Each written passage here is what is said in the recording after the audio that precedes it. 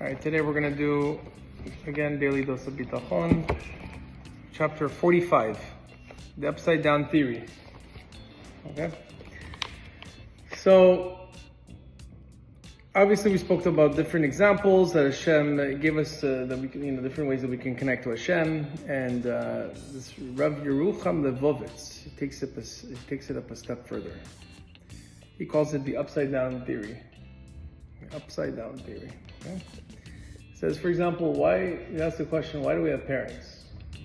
What's the point of having parents? The obvious answer that most people say is going to be it's the survival of the species. Without parents, there wouldn't be any children. Without children, there wouldn't be any future generations, and it would just be, things would stop right there, right? And humanity would essentially be completely over if there was not this generational, growth. And so we might say naturally that because we have parents, we just naturally should respect them. It's obvious. They brought us into this world, whatever. They give us, doesn't go that way. yeah, most of us try. And so they are the ones who birthed us and, raised us. But Rav Yocham says that it's completely backwards. Hashem wanted us to perform the mitzvah of respecting our parents, and that's why He gave us parents. The opposite. To respect your parents is it comes first, and then He gives us parents to be able to perform that mitzvah. Oh wow! Because if you look at it like chickens, right?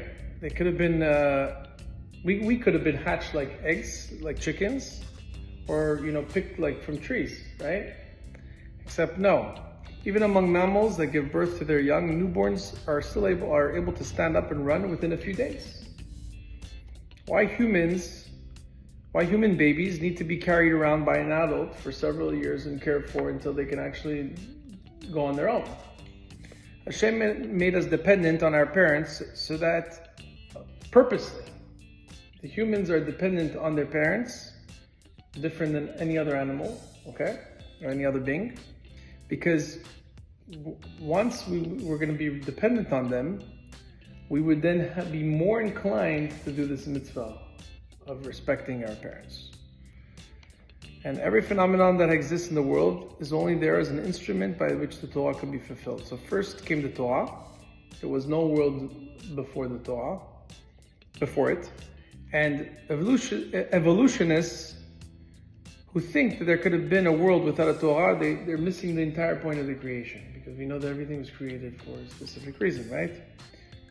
And humanists who think that as long as humanity exists, they might as well adhere to ethics to ensure a civil society are also missing the point. Everything was created, everything in this world, the entire blueprint of the world was created for the Torah. And the building, for example, like a building can't be just built. You have to have a design, you have to have an architect, you have to have a concept, you have an idea. And so it's the same thing. There's this reasoning and there's this structure behind the world. And the Gemara tells us that Rabbi Akiva was asked by a king, why are you giving poor people money? It's like bringing food to someone a king has imprisoned. If he wanted him to be fed, the king would feed him. If Hashem liked poor people, He would give them money. Yeah. So Rabbi Akiva answered this saying that Hashem made some poor people so that the wealthy could merit to give tzedakah. Right. See, it's backwards. You always have to say, okay.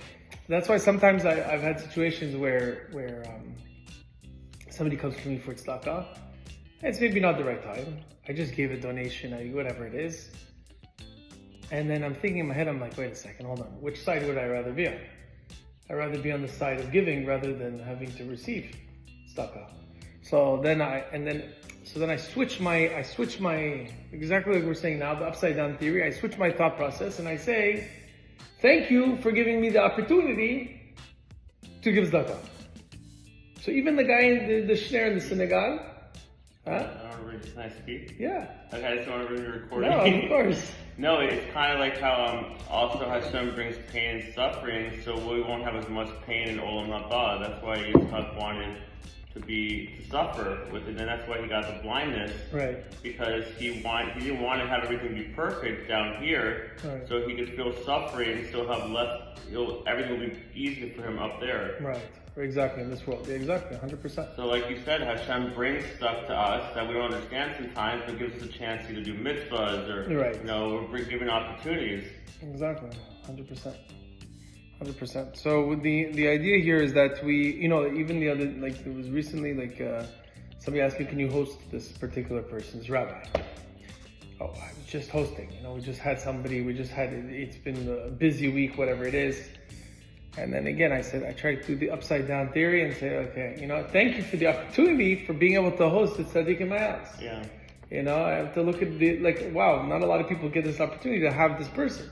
People are fighting for this person. Now it's coming to me on a silver platter here. You can host this person and you can be in your house. Exactly. We'll give you blessings and you'll be blessing your home. So, basically, people are poor because the Torah commands us to take care for them. We could not fulfill this mitzvah without poor people and without wealthy people.